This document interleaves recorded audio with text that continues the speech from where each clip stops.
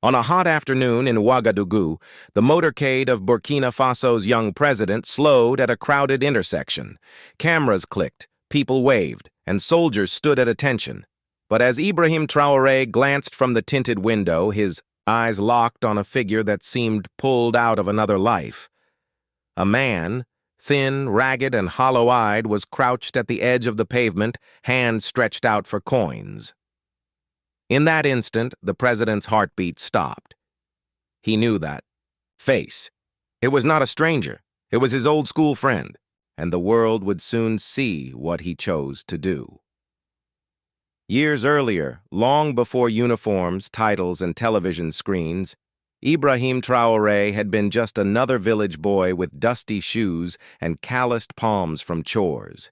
He studied in a crumbling classroom with a tin roof that clattered whenever the wind picked up. Beside him sat a boy named Salif. Salif was clever in ways that textbooks rarely measured. He could solve riddles faster than any teacher, could sketch maps in the dirt that showed hidden footpaths, and he carried a smile that softened even the sternest elders.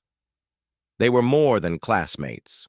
They were brothers forged by shared hunger, long walks to school and whispered dreams under a neem tree. But childhood had been cruel. Poverty marked them both, yet inequality chose them differently. Ibrahim's path bent toward opportunities, mentors who spotted his discipline, scholarships that nudged him forward. Salif, meanwhile, stumbled against the sharp edges of society. His father died young, his mother sold firewood until her health collapsed, and racism against his ethnic group followed him like a shadow. Teachers dismissed him. Employers shut doors. Neighbors whispered cruel jokes. Time carried them apart. Ibrahim rose through the military, then into the storm of leadership. Salif disappeared into the folds of anonymity, his laughter a memory. And now, years later, destiny dragged them back together on a crowded street. One in a convoy of power, the other kneeling in dust, reduced to begging. The world paused at that intersection. And inside Ibrahim, a storm began to rage. The convoy's sirens faded as the president's eyes lingered on the gaunt figure. His advisors noticed his distraction, leaning in to remind him of the schedule, the cameras, the protocols. But Ibrahim's mind was no longer in the armored vehicle. It was back in that village classroom, where he and Salif had carved their names into a desk now lost to termites and rain. He ordered the convoy to halt. Gasps erupted. Soldiers stiffened. A crowd gathered, murmuring.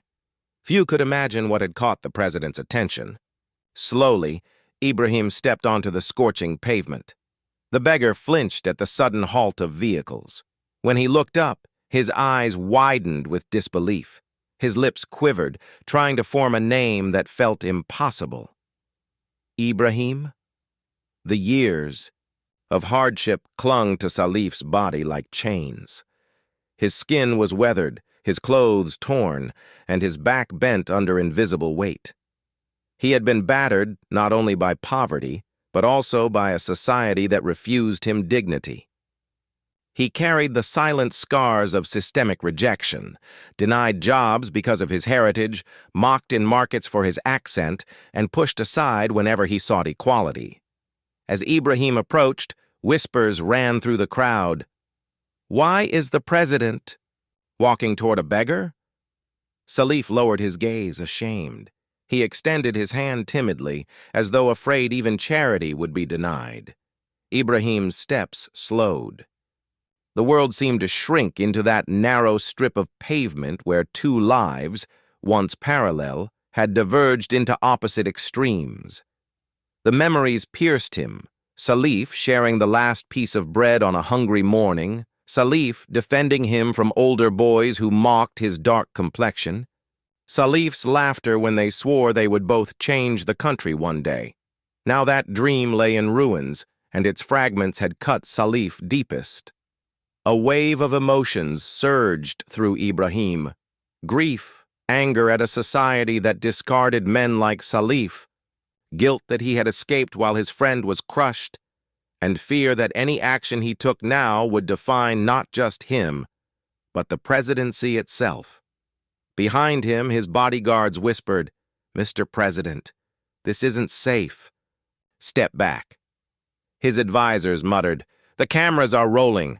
Leave it. People will misunderstand." But Ibrahim could not. Every fiber of his being screamed that silence would make him complicit in the very racism and inequality he had sworn to fight. The tension thickened.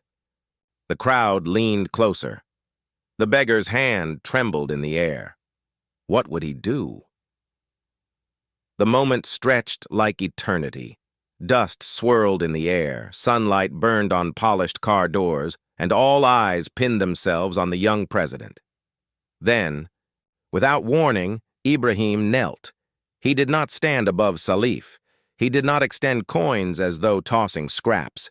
He lowered himself, his knees pressing into the dirt, until his eyes met those of his broken friend. Gasps rippled through the crowd. Cameras snapped wildly. Soldiers froze, unsure if this act was madness or genius. Ibrahim reached out, not with hesitation but with the certainty of brotherhood, and lifted Salif's hand into his own. For a long moment, the two men simply held on, as though time had folded back to their boyhood beneath the neem tree. The crowd fell silent. No sirens, no engines, no voices, only the raw weight of the gesture. In that instant, Ibrahim declared something louder than speeches, louder than policies. That dignity could not be stolen by poverty, that racism could not erase brotherhood, and that a nation could not move forward while leaving its people kneeling in the dust. His eyes glistened. His hand remained firm. And with a voice steady enough for everyone to hear, he did not say a speech but an act. He pulled Salif to his feet. The applause that followed was not orchestrated. It was born from the shock of seeing power kneel before pain and friendship, triumph over shame.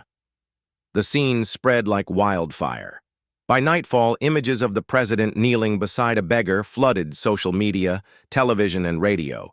Some commentators called it political theater, others called it reckless. But for millions of ordinary citizens, it was a moment of raw truth.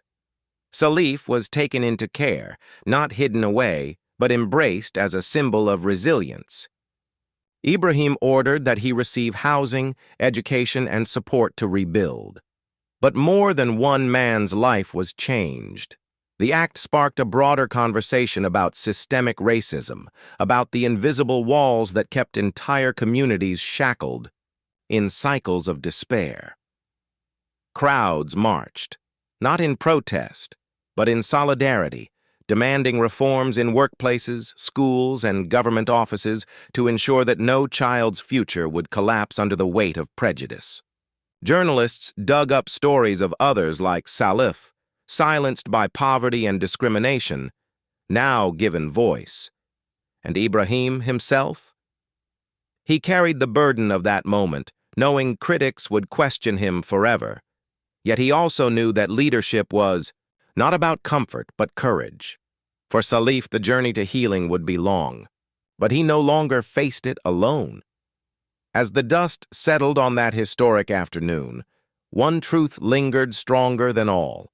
Racism may strip dignity, poverty may steal futures, but compassion, courageous, public, unashamed compassion, can restore both.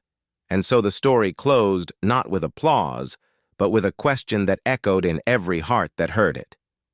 If you saw your old friend kneeling in the dust, what would you do?